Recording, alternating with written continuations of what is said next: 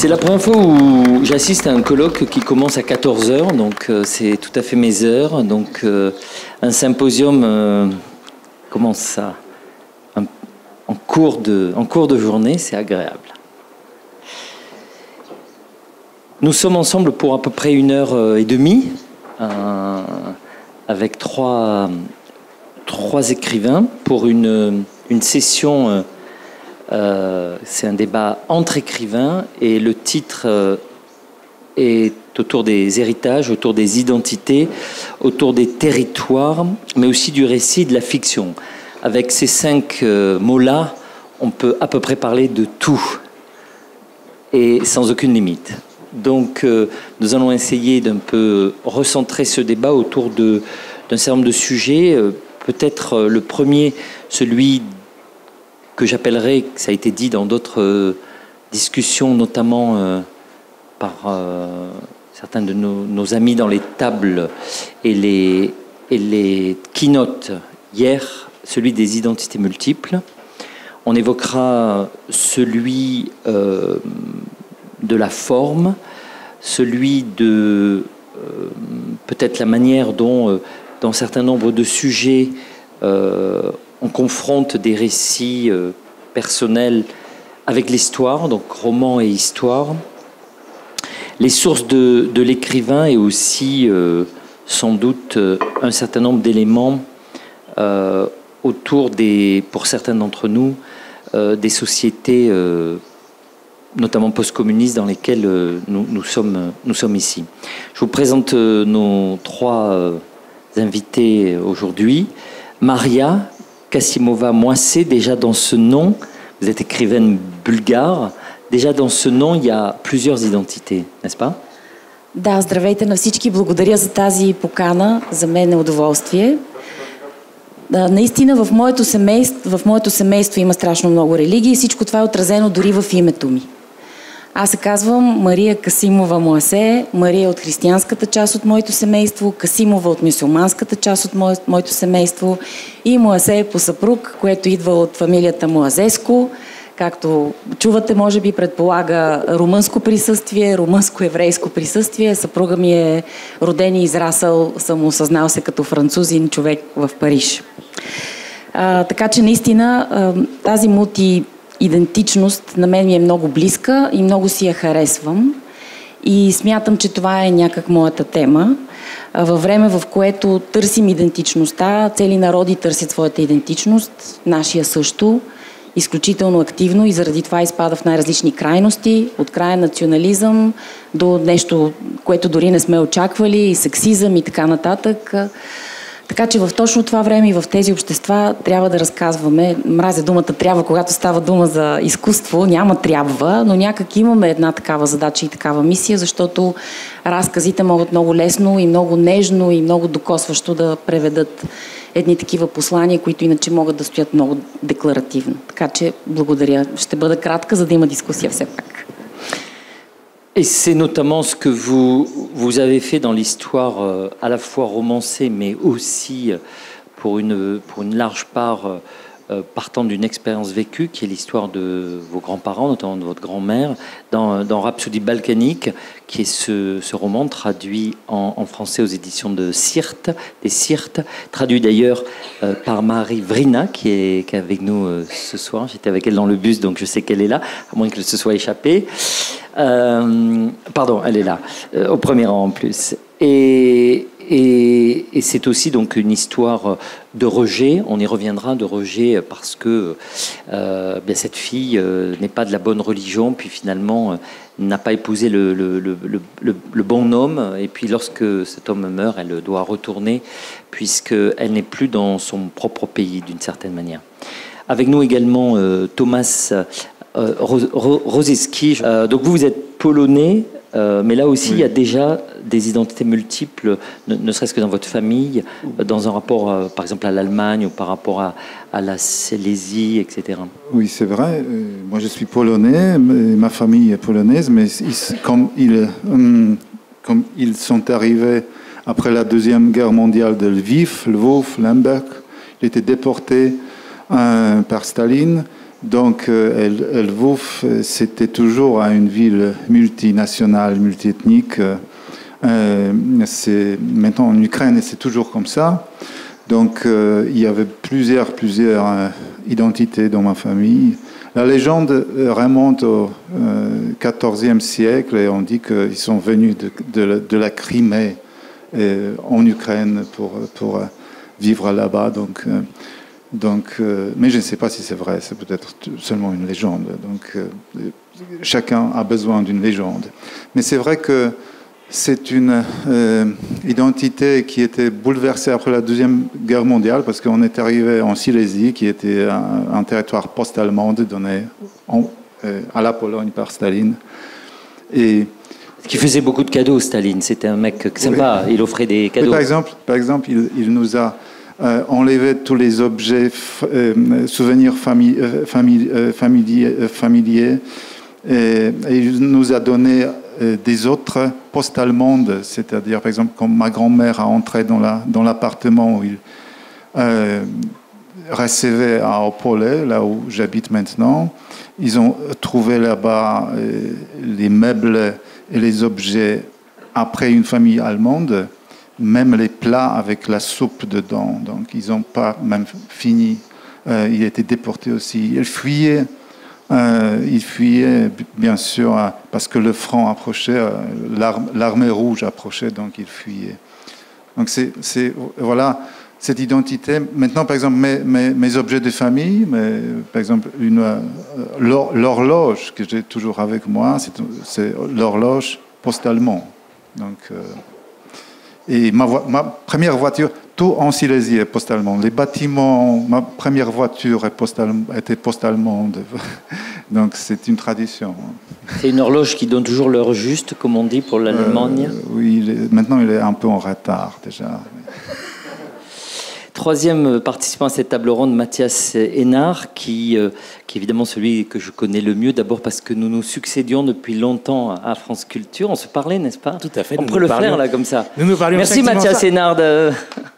Et maintenant, retrouvons Frédéric Martel. Il est 18h30 sur France Culture. Absolument. Et depuis que je l'ai écarté, je commence à 18h, donc j'ai plus de temps.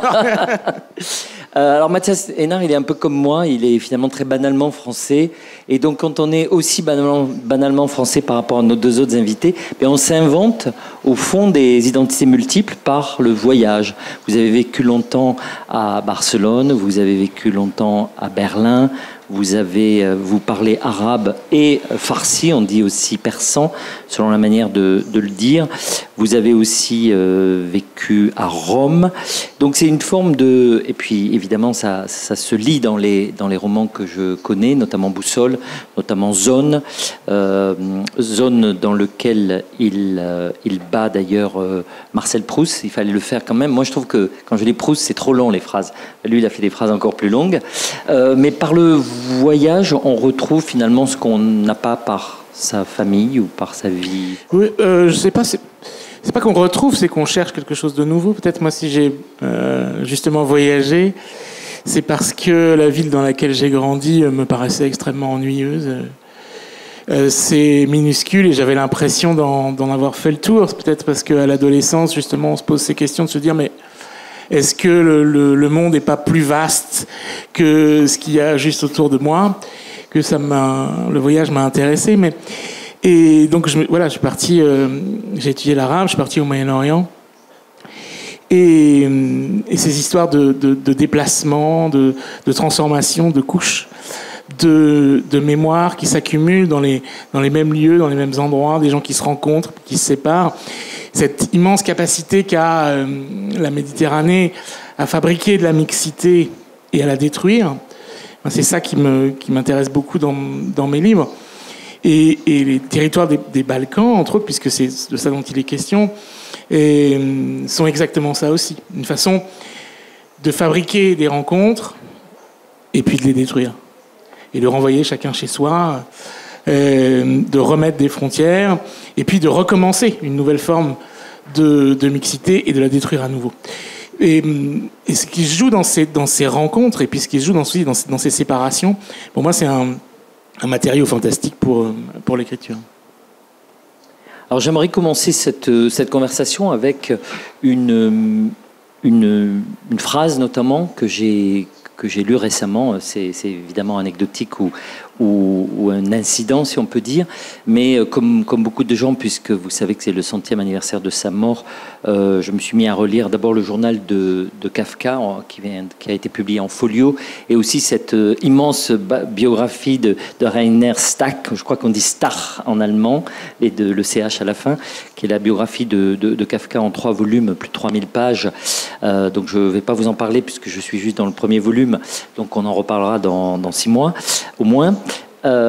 Et dans le journal, notamment, j'ai trouvé une phrase qui m'a paru intéressante pour commencer ce débat, puisque, comme vous le savez, Kafka est juif. Il appartient à une communauté allemande d'une ville tchèque, de l'Empire austro-hongrois. Donc, d'une certaine manière, on peut dire que Kafka vit en minorité, au sein d'une minorité, au sein d'une minorité. Par ailleurs, il était peut-être homosexuel, donc ça rajouterait un 4e élément, si c'était confirmé, à cette dimension ultra-minoritaire, finalement, ou minoritaire au carré, au cube. Et alors, dans ce journal, je trouve, dans une entrée de janvier 1914, qui vient un peu contredire justement ça, il dit, et écoutez bien cette phrase, elle est complexe, qu'est-ce que j'ai en commun avec les Juifs ? Je n'ai presque rien de commun avec moi-même. Et je trouve qu'on a là la parfaite définition à la fois des identités multiples, à savoir que vous êtes le produit de toutes ces identités qui sont à la fois une source de tensions très vives, mais peut-être aussi, comme l'a très bien dit, et c'est un livre que je recommande, du philosophe Amartya Sen, prix Nobel, je crois d'économie, mais malgré tout aussi philosophe à sa façon, dans un livre qui s'appelle Identité et violence, où il montre que les multiples identités, c'est paradoxalement une solution pour pouvoir dialoguer. Prenons un exemple très simple. Si vous êtes aujourd'hui israélien et de l'autre côté vous êtes palestinien, il est évident que le dialogue n'est pas simple. En revanche, si vous êtes 2 femmes, ces 2 femmes qui peuvent avoir tout en opposition parce qu'elles sont l'une juive, l'autre palestinienne, sont toutes les 2 des femmes et vont retrouver des proximités qu'elles n'ont peut-être pas en tant que juives et palestiniennes. De même, si l'une d'elles est lesbienne, par exemple, ou si l'une est une intellectuelle, ou si l'une est, je dis n'importe quoi, une cuisinière, il va y avoir des liens très forts qui vont leur permettre de dialoguer, alors que les autres identités ne leur permettent pas de dialoguer. Et par cette pluralité, un dialogue peut s'instaurer. Et peut-être là, on a une source, sinon de paix, en tout cas de discussion. Et comme nos rencontres s'appellent Dialogue européen, je voulais commencer par cette formule. Est-ce que ça vous parle quand je prends cette phrase de Kafka, Maria Kasimova Moissé? Est-ce que ça vous parle, ces identités agrégées, additionnées et parfois peut-être aussi imbriquées au point où on ne sait plus, d'où la phrase de Kafka sur la question juive, il ne sait plus qui il est, quoi, finalement.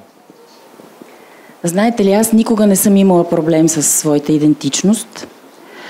Може би защото съм израсла в семейство, в което се празнуваше на една маса и Рамазан, и Бъдни вечер. Просто баба ми, която беше от християнската част, казваше: днеска дядо има празник. И това беше празника на дядо ми мюсюлманина. Аз съм кръстена в църква, макар и да съм атеист човек. След това някой от моите турски братовчеди казваше: ми сега вие имате празник, днеска е Бъдни вечер, и ние празнувахме и този празник.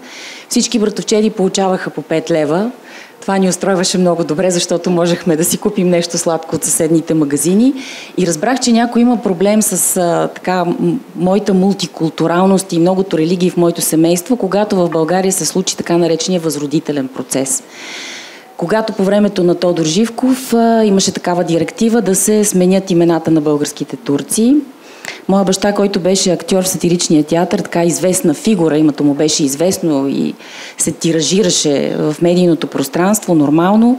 Спомням си как вкъщи дойдоха 2 функционери, един мъж и една жена. Мен ме изпратиха в детската стая, защото не беше разговор за деца, и тези хора се опитваха да убедят баща ми да си смени името. Той се казваше Хиндо Касимов. Трябваше да стане Христо, не помня вече каква фамилия предлагаха, имаше списък с предложения как да се казваш. Аз излязох от стаята си, когато се надигна врява. майка ми крещеше зад баща ми: моля те, не прави нищо, ще ни изпратят в лагер. А за мен лагер означаваше палатка, огън, кеф. И се чудих защо моите родители толкова не искат да отидем в лагер. Какво толкова? В крайна сметка си спомням как баща ми изрита функционера, буквално така грозно, в задника с крак. И този човек полетя по стълбите и крещеше отдолу: ще видите, другарю Касимов, ние ще ви изпратим в лагер. И този лагер, така непрекъснато се тиражираше. Последствията от това беше, че моя баща тогава не получи звание, не стана заслужил актьор. Това беше много голямо признание по времето на комунизма, да станеш заслужил артист и след това народен артист. И получи това признание чак 2 години по-късно, когато вече беше терминално болен. На 24 май го направиха заслужил артист и когато съобщиха по телевизията, думите, които каза говорителката, Хиндо Мартинов Касимов, моя дядо се казваше Мухарем, но го преименуваха на Мартин. Хиндо Мартинов Касимов, заслужил артист, и татко единственото, което каза, беше: не съм аз Мартинов, ама айде, карай. Нито се зарадва, нито нищо. И всъщност тогава аз разбрах, че някак държавността има проблем с моята идентичност. Не моето семейство, не моите близки приятели. И сега, когато, позволявам си да кажа Люк, защото се познаваме, господин Леви, когато разказа тази история на откриването долу за българския митрополит Кирил, ми стана много интересно, защото аз знам тази история. Ето как историите кръжат в пространството и ние ги научаваме от различни хора. Аз я знам от едно малко момиченце, което е било в двора на това училище. Сара, една българска еврейка, с която се запознах миналата година през януари в Йерусалим, и която ми разказа как са били в двора, как той е бил от външната страна на оградата и как бил много атлетичен и просто понеже не са го пускали, прескочил оградата, останал при децата и казал: спокойно, ще легна на релсите, но никой няма да замине. И наистина никой не е заминал. Тя разказваше за него като за анимационен герой. Някакъв човек, който почти с плащ скача през оградата и ги спасява. Но си казах, когато чух тази история: Боже мой, аз съм я чула в Йерусалим от Сара, сега разказва Люк тук. Колко много истории ние всички, пишещите хора и другите, които създават някакъв вид друга реалност, каквато е изкуството, колко много истории разказват и разказват тези истории по много емоционален начин. И смятам, че ако ние имаме така мултикултурална идентичност, това е наистина просто едно богатство. Това е огромен багаж, който аз нося и за който отговарям. Отговарям за всички тези хора преди мен, които, колкото и да звучи банално, сега тук една дребна женица в розова рокля ви говори за любов, обаче в крайна сметка тези хора са били заедно в това семейство именно заради любовта. Да, може би имало доста интерес, защото е било война. Моята баба, когато се прибира вдовица от Истанбул с 2 деца, наречени копелета, защото не са могли да сключат брак с нейния любим Ахмед, на всичкото отгоре се запознава и с още един турчин, който се казва Мухарем. Семейството вдига ръце и казва: тази нашата вече за нищо не става. Кошмар. Двамата обаче сключват брак в протестантска църква, така че, както виждате, и религията е доста словно нещо в нашето семейство. И понеже е било война и понеже е било глад, тези хора са се събрали и заради това. Да могат да си изгледат децата, да им дадат образование, да съберат 2 момчета и 1 момиче и 1 момче. И както този дядо Мухарем предложил на баба ми брак, купих една фурна в центъра на Бургас, глад е, пък ние там все ще имаме храна, все ще има какво да остане на масата, дай да се оженим. И при това романтично предложение баба ми се оженила за този мъж. Така че това е моят отговор. Аз нямам проблем със своята идентичност и намирам това за огромно богатство, за което аз нося отговорност да го предам нататък. Peut-être on passe à vous, Thomas. Je précise d'ailleurs qu'il y a une règle dans ce débat que nous avons appris, nous autres journalistes, c'est que, quelle que soit la question qu'on vous pose, vous faites la réponse que vous voulez. C'est une règle de base du journalisme. Donc comme ça, vous pouvez toujours dire ce que vous avez envie de dire, quelle que soit la question. Donc je pose quand même une question, mais elle n'est pas forcément intéressante. J'évoquais Kafka tout à l'heure, et notamment le fait que finalement, il ne se reconnaissait pas vraiment comme juif, mais en même temps, c'est pas tout à fait ça l'histoire. Puisque l'histoire, c'est qu'il va apprendre le yiddish, il va étudier le Talmud, il va apprendre l'hébreu, et puis en fait, il veut aller en Palestine, ce qu'il ne fera pas, notamment parce qu'il va mourir de la tuberculose, et sans doute ce qu'il n'aurait pas fait parce que au cas où il aurait survécu, il aurait été sans doute déporté à Theresienstadt, à savoir le camp d'internement qui était dans son pays. Donc ce rapport est plus compliqué que ça. Oui, donc je crois que je dirais pas grand chose, c'est-à-dire je crois que c'est une grande richesse d'avoir que l'écrivain doit être un peu solitaire dans ce sens qu'il ne s'identifie si facilement avec d'abord la famille, puis les autres, et puis la société, etc. Ce sont des banalités, mais ça permet d'avoir ces plusieurs couches d'identité, ça permet d'avoir une vision plus large, peut-être, et comprendre peut-être mieux les autres, ce qui est essentiel dans l'écriture, je crois. Et ma famille, par exemple, ces gens qui venaient de Lviv, ils vivaient pendant 20 ans sur les valises. On parlait qu'ils habitaient sur leurs valises parce qu'ils ne voulaient pas, comme on dit en français, défaire des valises, débarrasser les valises, pour s'installer finalement, parce qu'ils croyaient que c'est seulement pour un moment, un petit moment. Après la Deuxième Guerre mondiale, on ne sait jamais. Peut-être un jour, on va revenir à Lviv. Et c'était un pays de rêve, un paradis terrestre. Il racontait des choses, pour moi, enfant, paradisiaques. C'était chaque F coûtait moins 12 groschets, par exemple. Donc c'était encore...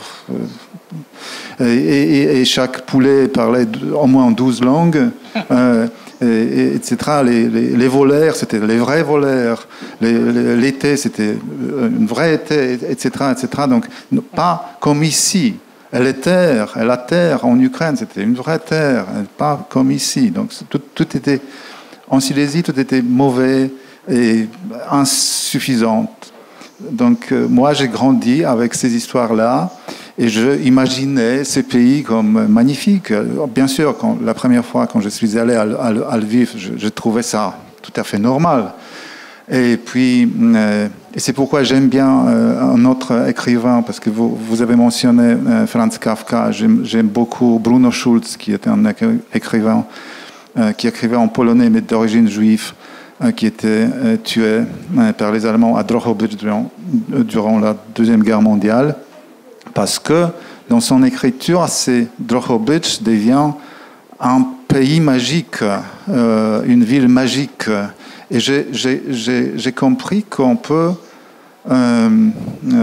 faire d'une chose tout à fait normale, d'un petit jardin de ma grand-mère, un pays magique.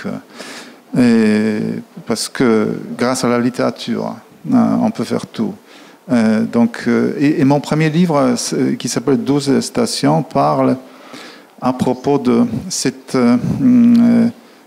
ce pays légendaire qui n'est pas réel, bien sûr, mais c'est un pays des légendes de famille. Je trouve que c'est une très bonne matière pour la littérature. Parce que c'est fantastique, c'est pas vrai jusqu'à la fin, c'est fantastique. Oui, quand je suis revenu aller à Lviv pour la première fois, je me suis rendu compte que dans l'appartement de mon père, où mon père habitait avant la guerre, il habite maintenant un très connu footballeur ukrainien, Andriy Bal, et c'était assez bizarre parce que je parlais avec sa mère, elle était très très contente, et après c'était durant un festival littéraire et je suis revenu chez mes amis ukrainiens et je disais, tenez, vous savez qui habite dans la maison de mon père, votre footballeur le plus connu. Et il commençait à parler, vous savez qui habitait dans l'appartement d'Andriy Bal, le père de Rouzhitsky. Donc c'est cette double perspective qui est très intéressante, parce que c'est toujours le même appartement. Mathias Sénard. Oui, ça fait penser à, alors en très différemment, Tragique, ça me fait penser à un grand écrivain palestinien qui s'appelle Hassan Kanafani, qui a été assassiné au début des années 70 à Beyrouth. Sa voiture a explosé alors qu'il se trouvait avec sa nièce. Et c'est lui qui avait commencé une œuvre en prose très importante. Et aussi qui animait la première revue d'études palestiniennes à Beyrouth, en exil. Et il raconte, il a une longue nouvelle, un court roman, qui s'appelle Retour à Haïfa, où il raconte cette impossibilité du retour, c'est-à-dire cette histoire de la soupe encore chaude. On voit que finalement, on peut être toujours l'exilé de quelqu'un, en quelque sorte. Et ce que raconte Kanafani, c'est le retour d'un Palestinien dans la maison de son enfance. Il y a beaucoup disons, autre chose que ça dans ce récit, mais c'est néanmoins cette possibilité de se confronter à cet espace qui est censé être le même, mais qui est habité par d'autres.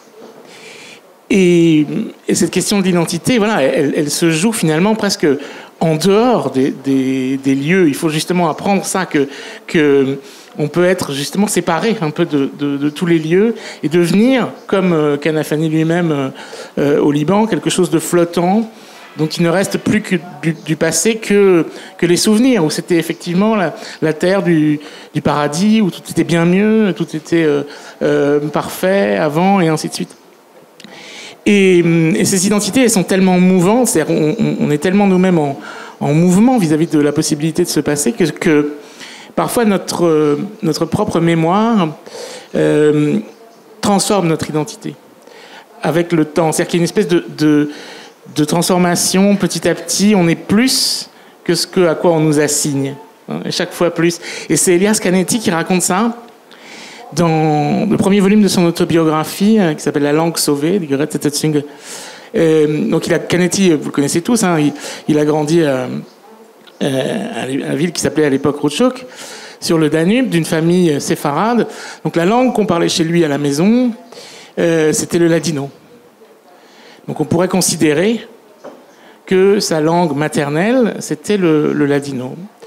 Et puis il raconte que dans sa maison, il y avait des femmes qui s'occupaient des enfants et qui, elles, étaient bulgares.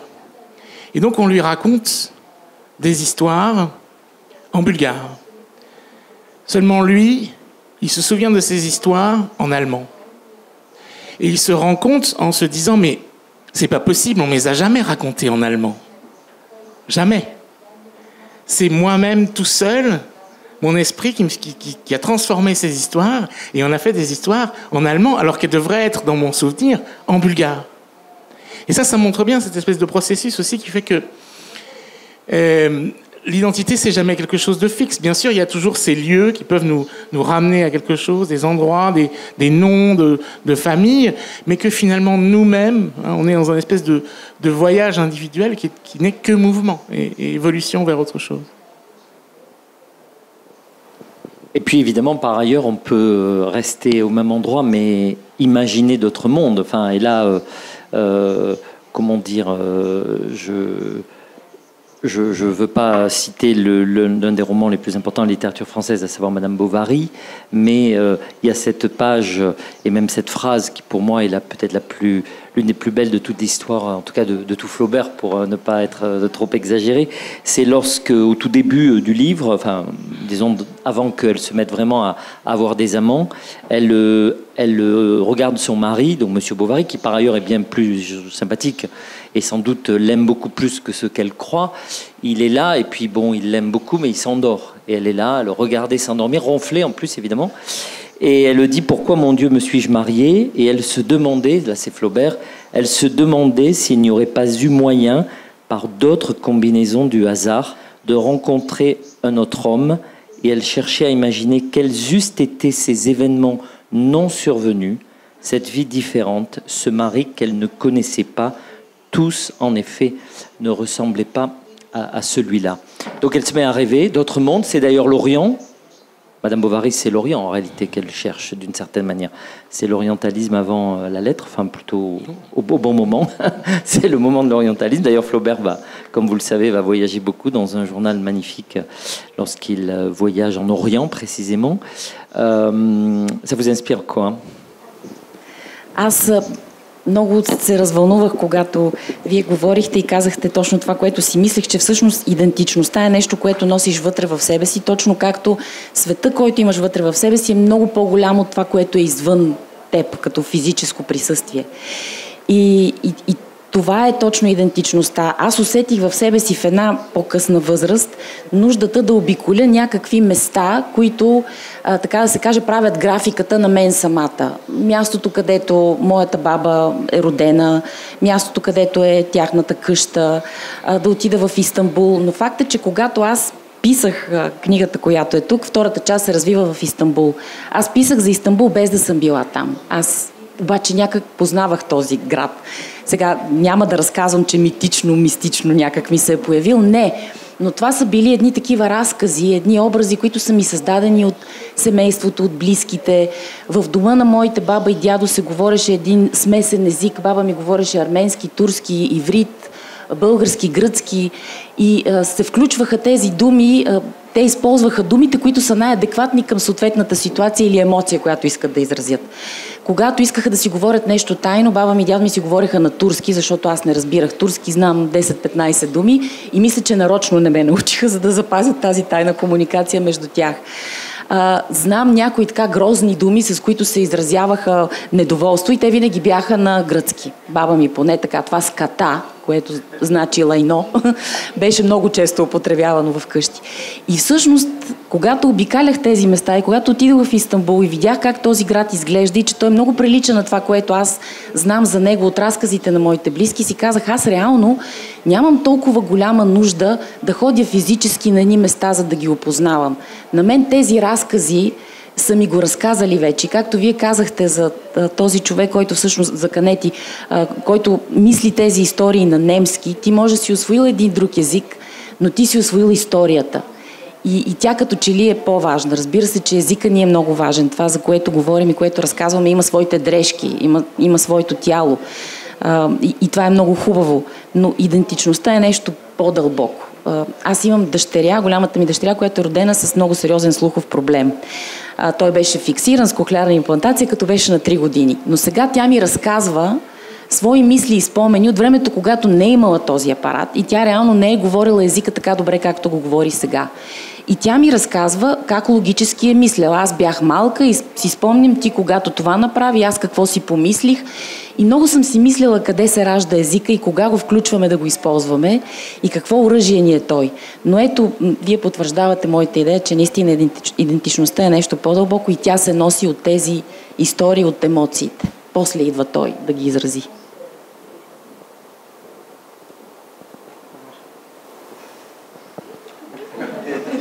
Муза прелетя. J'ai oublié quelle était la question, en fait. C'est pourquoi moi aussi. Avec les identités. Hein, créer... Ah oui, la fiction et puis la vérité, je crois que oui, c'est intéressant parce que souvent, j'ai mentionné la famille, ces légendes d'un paradis terrestre. C'était bien sûr pas vrai. Et je crois que notre mémoire a la tendance de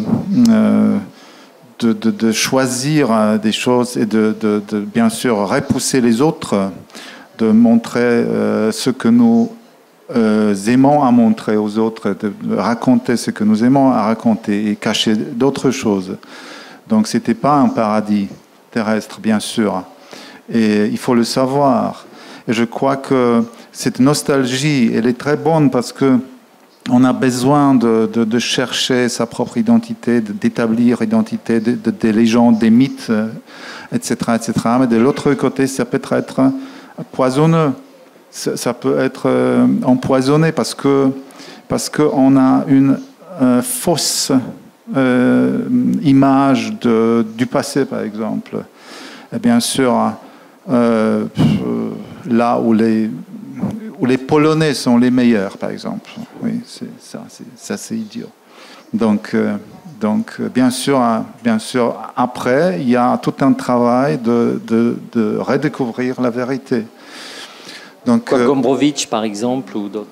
Oui, mais c'est que la fiction est tellement forte qu'elle peut remplacer la vérité. Et bien sûr que si une littérature est très bonne, un livre est très bien écrit, il nous impressionne tellement, il nous donne des émotions, et nous croyons que nous sommes même capables de remplacer la fiction littéraire, de remplacer la vérité par la fiction littéraire. Et tout le monde croit que c'est, à vrai dire, c'était comme, je ne sais pas, comme il dit dans le roman, et non pas comme les historiens peuvent nous montrer, ou même les documents, ou même les photos, les documents de l'époque. Donc, des fois, le rôle de l'écrivain est un peu ambigu, je veux dire. Il peut mélanger des choses et cacher d'autres. Parce que la littérature, c'est un choix, toujours. C'est un choix. On choisit qui, quand, comment et quoi. On choisit les mots, d'abord. Donc, c'est une sélection. Ça m'amène à cette question pour Mathias Sénard, à savoir justement, vous qui êtes un passionné d'histoire, ou en tout cas c'est l'impression qu'on en a vu de loin, ou que vous alliez vous écouter des histoires, vous voyagez pour découvrir des territoires, où le temps d'ailleurs et l'espace sont extrêmement centraux dans vos romans. J'ai cité la phrase très longue, mais je pourrais citer aussi le fait que chaque chapitre d'un livre résume 90 secondes, je crois, d'une vie, etc. Au fond, est-ce que vous avez plus de pouvoir? Est-ce que vous pouvez dire des choses que l'historien ne peut pas? Est-ce que finalement, que peut le romancier que finalement l'historien ne peut pas faire? Oui, alors ça c'est une question absolument passionnante. C'est vrai qu'on peut s'intéresser aux mêmes objets avec les historiens et finalement prendre des décisions à partir des mêmes matériaux totalement différents. Par exemple, j'ai écrit un petit livre qui raconte le possible voyage de Michel-Ange à Istanbul, à Constantinople. Et pour ça, évidemment, je me suis extrêmement documenté. Donc on sait que Michel-Ange a effectivement reçu une invitation du sultan, alors qu'il est chez lui à Florence, qui vient de se fâcher avec le pape, une invitation du sultan pour se rendre à Istanbul pour construire un pont. Ça, on a les documents, c'est attesté, tout ça. Et donc, je suis allé voir un grand historien, Patrick Boucheron, pour ne pas le nommer, spécialiste de la Renaissance, et je lui ai dit, mais écoute, Patrick, j'ai cette question pour toi. Est-ce que tu crois que c'est possible que Michel-Ange soit allé à Constantinople et qu'on ne le sache pas? Parce qu'il y a aussi d'autres indices, bref, je ne vais pas rentrer dans... Et notamment, un manuscrit autographe de Michel-Ange, signé Michelangelo in Turchia, Michel-Ange en Turquie. Et donc, j'ai donné tous ces éléments à Patrick. Je lui ai dit, est-ce que d'après toi, c'est possible qu'il soit allé ou... Il m'a dit non. Et je lui ai dit, mais pourquoi? On le saurait. Et j'ai trouvé cette réponse assez géniale. Pourquoi? Parce que, justement, on le saurait, ça veut dire que ça me donnait un peu toute l'attitude. Là où lui, toujours le même Patrick Boucheron, quand il décrit la rencontre entre Léonard de Vinci et Machiavel dont on ne sait rien, il tourne autour et donne tout ce qu'on sait dans les sources pour faire le tour d'un événement qu'il ne racontera pas. Et le romancier que je suis fait exactement l'inverse. Moi, je vais remplir le trou que les historiens ont creusé pour moi, en quelque sorte. En me disant, voilà, je possède tous les éléments qui sont autour. La ville d'Istanbul, Constantinople à l'époque, est extrêmement décrite. On peut tout à fait la parcourir, presque bâtiment après bâtiment. La biographie de Michel-Ange, on connaît tout, on sait tout de Michel-Ange. La bibliographie est gigantesque. Et donc on peut travailler à partir de ça, mais l'événement principal, qui est le voyage de Michel-Ange à Constantinople, on n'en sait rien, il n'y a que moi qui peux l'inventer. Donc c'est remplir un peu les vides laissés par l'histoire, et je pense que ça c'est un peu la différence entre le travail de l'historien et celui du romancier. Prenons un autre exemple, Rimbaud à Java. Qu'est-ce qui se passe là? Ah bah oui, alors voilà, ça c'est parce qu'on en a parlé hier. C'est vrai que cette histoire j'avais pas l'air, mais je préparais dès hier, hein, voilà. Bon. Cette histoire me fascine. Le voyage. Le voyage a eu lieu. Hein. On ne sait rien de ce voyage. On ne sait rien de ce voyage. On sait juste qu'il a débarqué à Java. Et ça, ce serait vraiment... Dans un bateau hollandais, se faisant passer pour l'armée. On a le nom du bateau. Voilà, on a le nom du bateau. On a la date exacte du séjour. On sait même par quel bateau il rentre. Et on sait rien de plus. Et ça, évidemment, c'est un territoire là, qui s'ouvre pour le romancier. Alors, je garde ça pour mes vieux jours, parce que voilà, Java, ça a l'air confortable. Donc, je me suis dit, oui, pourquoi pas aller envisager une pré-retraite à Java pour écrire un livre sur Rimbaud. Et alors, je vous ai cité un autre exemple, c'est qu'on sait on est à peu près certain que Rimbaud a rencontré Karl Marx. Ça se passe où? Ça se passe en 1873 à la bibliothèque du British Museum, puisqu'ils vont tous les jours constamment travailler dans cette bibliothèque au même moment. On n'en sait pas plus. On sait évidemment qu'il y a des proximités, ne serait-ce que parce que Verlaine et Rimbaud vont assister à des conférences de Lassaраgue, je crois. Lassaраgue, qui est le grand historien de la Commune de Paris, où Karl Marx était aussi allé dans des études dites plus ou moins déjà socialistes, etc. Mais qu'est-ce qu'on pourrait faire de ça? C'est surtout le personnage de Lassagrague qui est assez intéressant aussi, en plus de lui, parce que lui, c'est vraiment un exilé, témoin, c'est ça. Un exilé, voilà, un témoin de la Commune qui s'est exilé en Grande-Bretagne et qui a raconté justement son expérience de la Commune. Donc ça permettrait, on pourrait faire, imaginer cette rencontre et ça permettrait d'essayer d'imaginer, de raconter un peu ce qu'a pu être la Commune pour Rimbaud, parce que ça on ne le sait pas non plus. Qui veut continuer sur cette lancée? Allez-y. Когато ви слушах за тези фикции и исторически факти, които превръщаме или допълваме чрез някаква фикция, си казах колко често, сигурно и вас са ви питали, колко често хората питат какъв процент от вашата книга е истина. И понеже това при всяка среща с читатели се появява при мен, колко процента. И аз отначало се шегувах и казвах примерно 13,4, 72,5. Но после си дадох сметка, че щом толкова често ме питат, значи има някакъв проблем. И когато се опитах да поразсъждавам, моята основна и дългогодишна професия, знаете, че писател е трудно да е професия, е журналистка. Аз съм журналистка и съм свикнала да работя много с истина и с факти.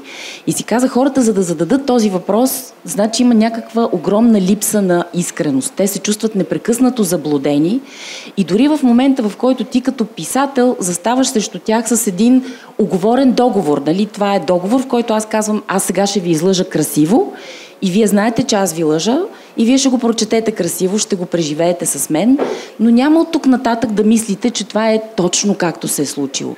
И някъде тази връзка е взела да се губи. И тогава много си мислех каква е ролята ти като писател. Като журналист знам от три страни истината и само истината, да търсим фактите, да се опитаме да не ги интерпретираме толкова през себе си, колкото така през перспективи, които да дадат миналото и бъдещето на едно решение или на някакъв факт. Но като писател точно как го правиш. И докъде всъщност хората разбират, че това е фикция и докъде те ти вярват. И колко е голяма нашата отговорност. Така поставям го дори като въпрос. Каква е нашата отговорност като хора, които казваме, че пишем художествена литература? Томас? Je peux ajouter que dans ce livre, mentionné 12 stations, j'ai décrit cette histoire familiale et je n'ai pas changé les noms des personnages de famille. Donc ils avaient les mêmes prénoms, les vrais prénoms, les vrais noms. Et puis pendant... Говорят ли ви още? Pendant... Oui, tout le temps. Après, pendant plusieurs années, j'ai eu plusieurs messages, plusieurs visites de famille et ils venaient pour faire des corrections dans mon livre. Donc c'était pas comme ça, c'était pas vrai. Moi je veux t'expliquer comment c'était en vérité. Donc c'est risqué. Est-ce que on a souvent dit qu'il y avait deux types de personnes aujourd'hui dans le monde actuel et ça expliquerait beaucoup des tensions identitaires, y compris en Bulgarie. On a expliqué comme ça le Brexit. Peut-être qu'on expliquera un de ces jours le fait que peut-être nous aurons un Premier ministre d'extrême droite en France un de ces jours, ce contre quoi nous luttons, mais qui aurait à la fois des gens qui sont très ancrés dans leur village, leur territoire, et qui sont somewhere, et puis d'autres qui sont anywhere. C'était ça tout le débat du Brexit notamment.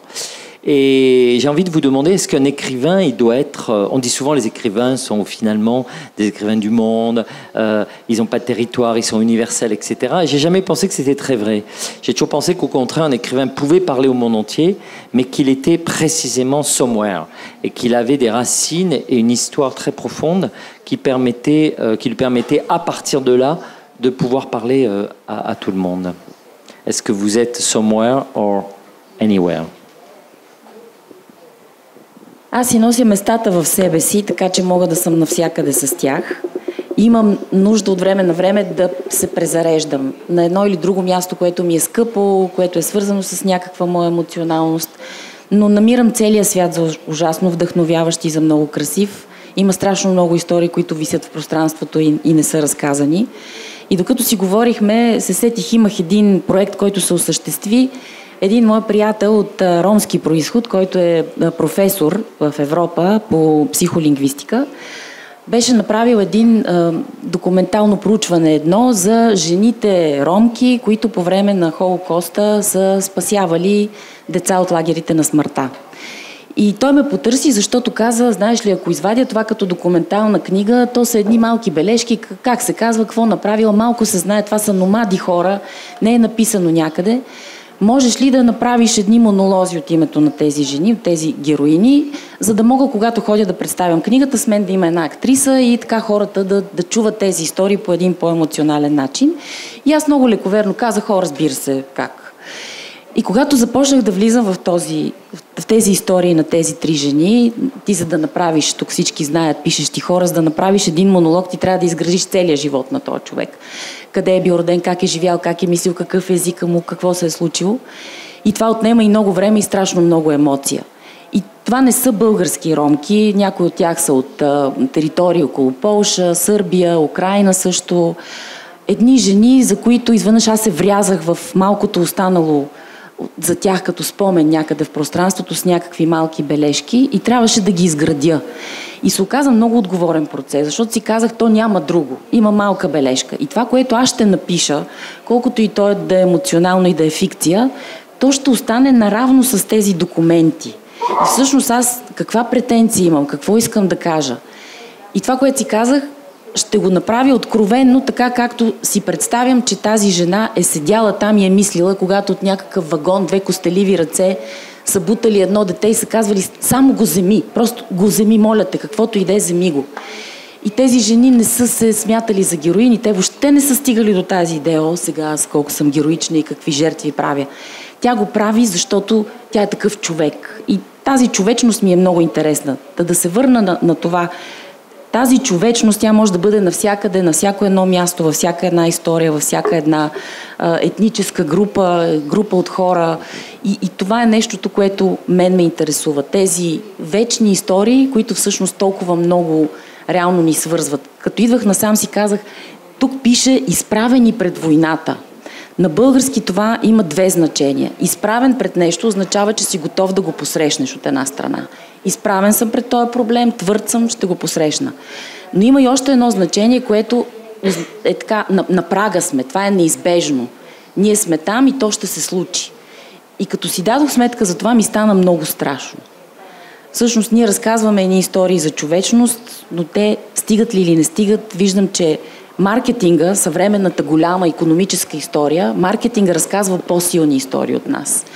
Много по-агресивно работи и това, което вие казахте, и Бардела като такава личност наблюдавам, като пишеш човек този персонаж.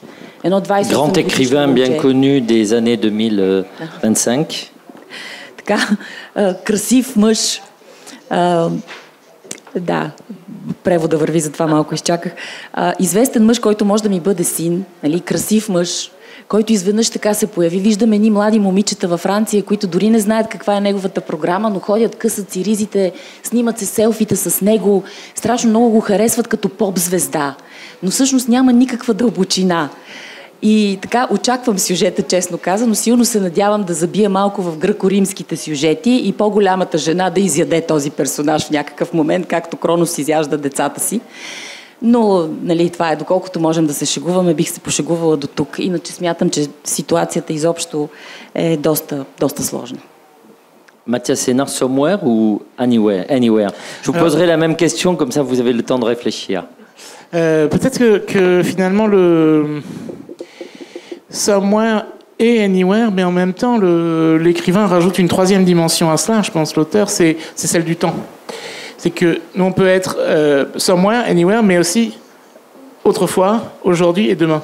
Et ça change complètement par rapport à disons que le processus même de création, moi, me permet d'avoir un rapport avec le présent qui, justement, voilà, fait des retours en arrière, parfois des retours vers le futur. Je m'intéresse à deux choses en ce moment, pour prendre deux exemples. Le premier, c'est de quelle façon est-ce que chaque époque invente son futur. L'avenir est différent pour chaque moment de l'histoire. Un peu comme si, en mathématiques, on projetait sur chaque point une droite différente qui irait de toute façon vers le futur, hein, mais qui serait parallèle à celle d'après. Par exemple, je vais prendre un exemple qu'on connaît tous. Est-ce que vous vous souvenez du film Alien de Ridley Scott? Bon.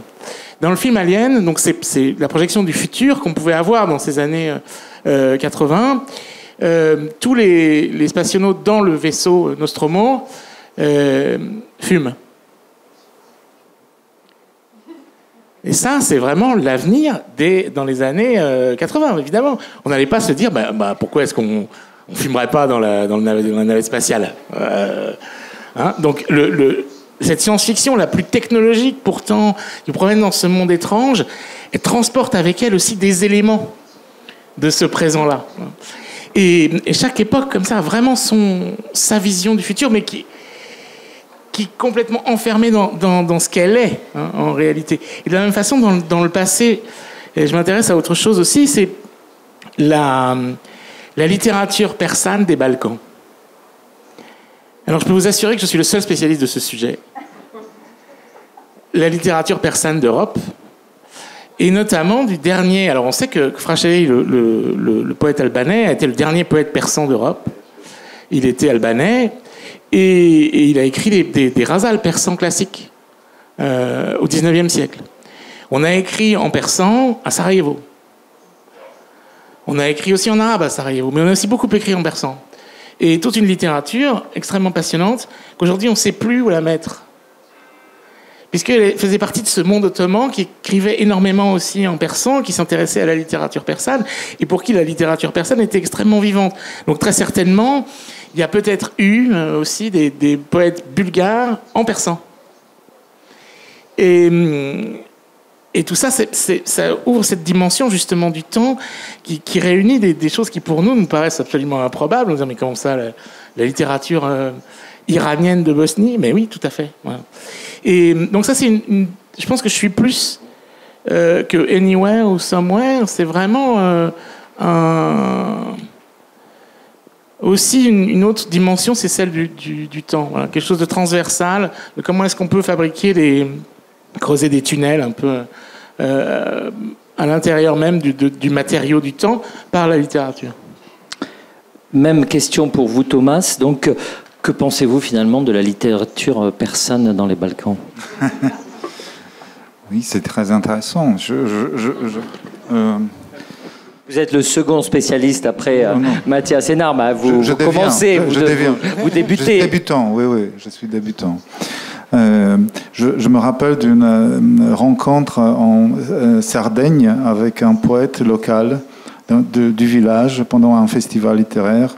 On a eu une très intéressante mais bizarre conversation avec lui parce qu'il n'acceptait pas, il disait que la poésie, ça ne s'écrit pas.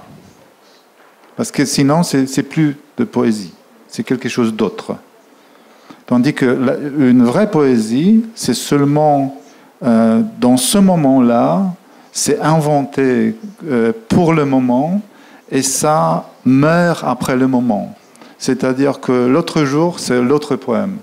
Et même un peu comme le jazz dans certaines improvisations. Oui, et il était très reconnu dans le village, dans la région même, parce que telle était la fonction d'un poète dans les villages en Sardaigne, qu'il était comme les porte-parole pour le village. Quand il y avait un problème pour le peuple, pour les habitants, donc ils envoyaient leur poète, et il parlait, et il improvisait beaucoup, parce que c'était un long poème qu'il faisait, pour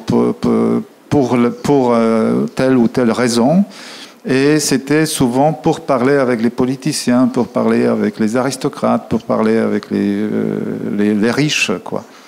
Donc c'était cette notion de la poésie, et pour moi c'était un peu choquant, parce que moi je me suis rendu compte que je dois écrire le poème sur le papier, parce que sinon j'oublie.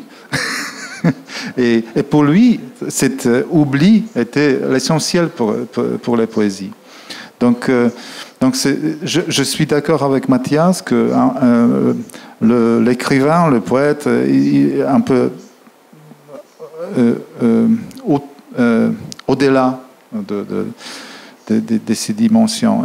Il faut être en même temps somewhere et en même temps anywhere, et encore quelque part dans le temps, dans le passé, dans le futur, un tout petit peu. Je crois que c'est ça la littérature. D'un côté, dans le passé, parce que je crois que, par exemple, que la poésie, le rôle de la poésie, c'est bien sûr de faire un appel de mort et de toujours reprendre les mêmes noms et réciter les mêmes noms des gens qui étaient tués, par exemple, qui sont morts déjà. Mais en même temps, il y a une autre dimension de la poésie, d'être vers le futur, c'est-à-dire d'inventer des mondes possibles, des possibilités. Et c'est l'imagination qui fait ça. Et sans imagination, la littérature n'est pas possible. Donc, en même temps, deux choses, deux directions, deux dimensions. Le passé et le futur, l'imagination est la sorte de messe pour les morts. Une autre question qui me préoccupe souvent en tant qu'auteur de non-fiction, contrairement à vous trois, j'ai jamais écrit, et heureusement pour tout le monde, de fiction. La question qui se pose toujours à l'auteur de non-fiction, c'est un peu celle du style. Et beaucoup d'ailleurs s'en foutent, puisqu'ils considèrent que n'étant pas des écrivains de littérature, le style n'est pas très important. Et il y a évidemment tout un autre courant auquel, de manière un peu mégalomane, j'essaye d'appartenir forcément, c'est ceux qui pensent qu'on fait de la narrative non-fiction, c'est-à-dire que certes on fait de la non-fiction, mais elle a une narration, et le style en réalité est très important. On est dans une série de conférences dont le titre porte quand même sur la guerre, et même si ce n'est pas directement la thématique de cette table ronde, j'aimerais savoir, pour vous, qu'est-ce qui est au fond un thème? Est-ce que vous pouvez vous approprier tous les thèmes? Et et notamment la guerre, est-ce que la guerre est un thème pour vous? Et dans ce cas-là, comment est-ce que, en termes de...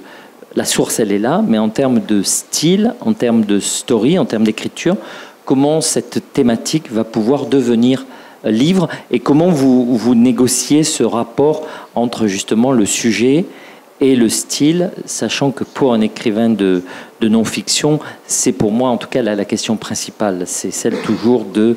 on a un sujet, mais un sujet, c'est pas un livre. Il faut une story et il nous faut un style, ou en tout cas...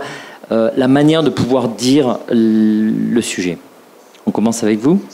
Честно казано, никога, когато съм писала, не съм си казала сега какъв е моят стил. Някак съм разчитала на това, което вече съм натрупала несъзнателно, и това е мой език, на който мисля, на който се изразявам. Единственото нещо, което и в Балканска рапсодия направих, това беше директната ми връзка с заниманията ми като журналистка.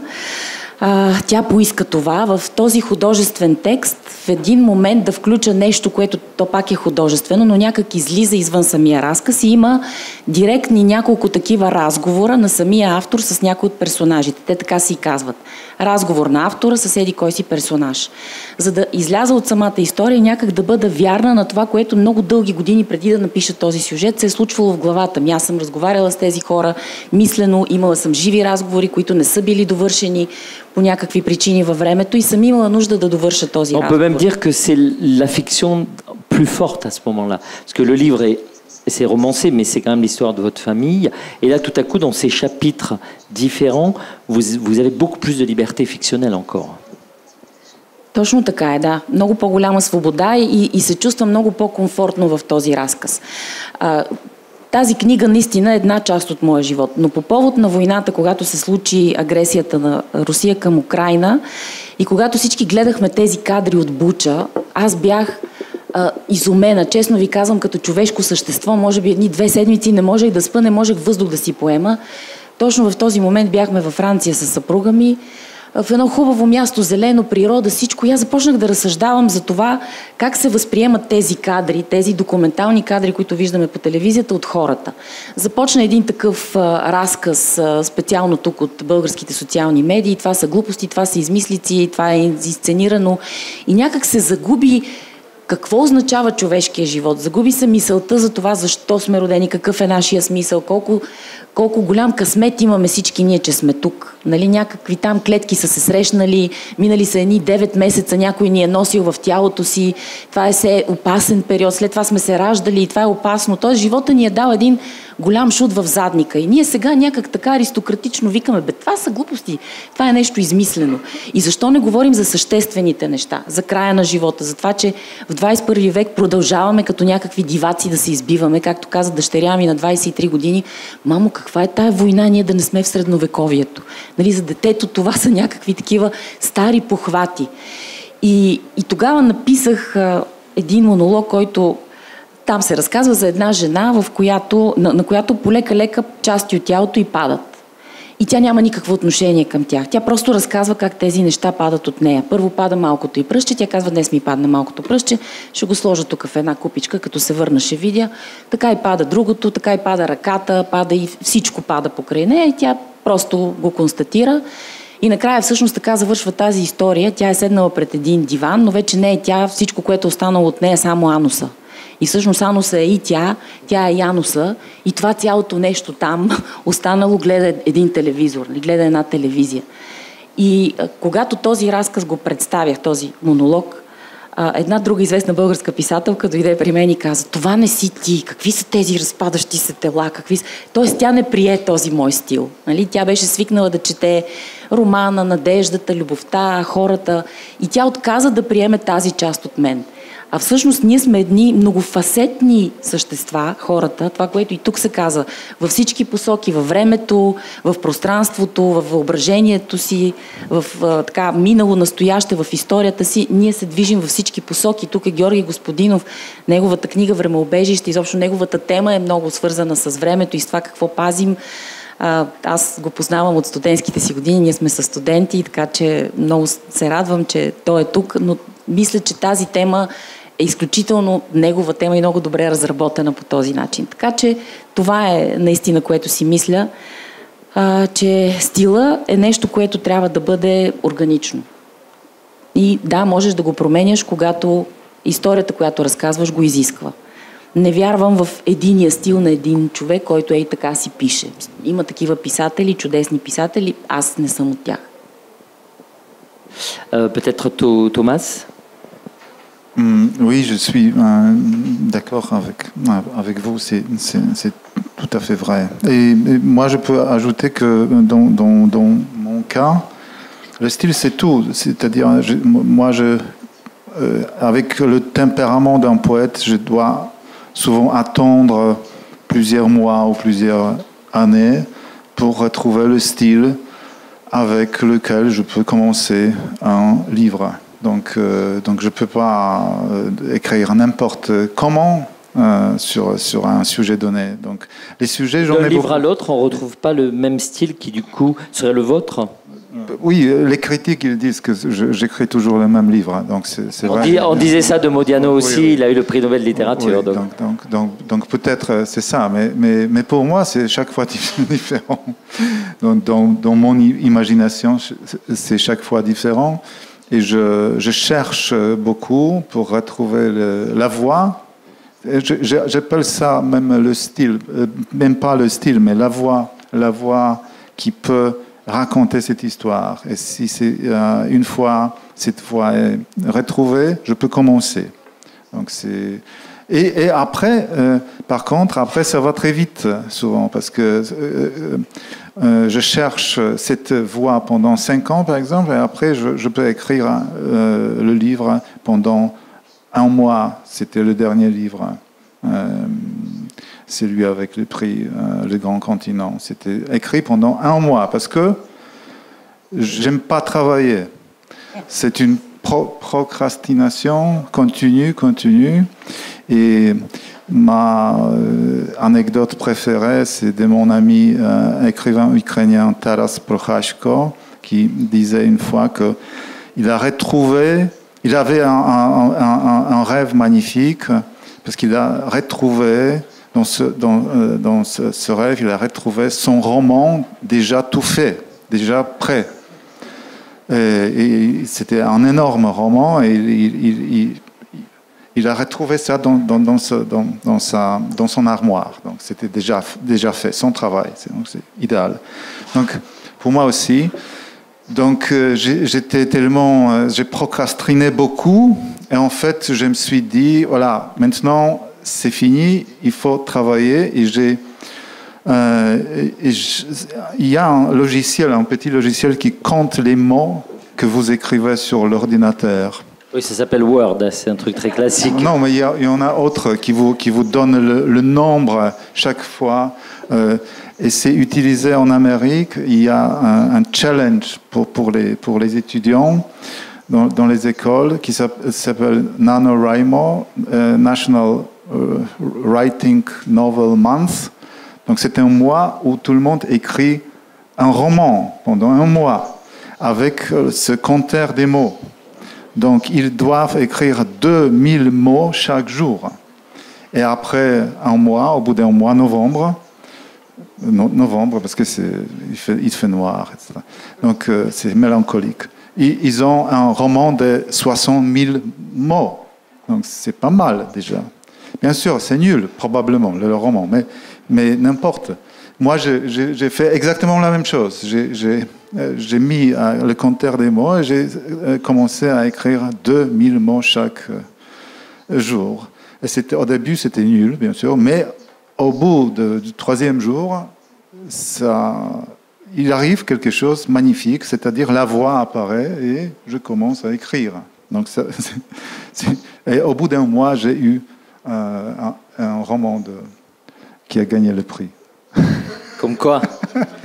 Un roman de la taille du Mont Blanc.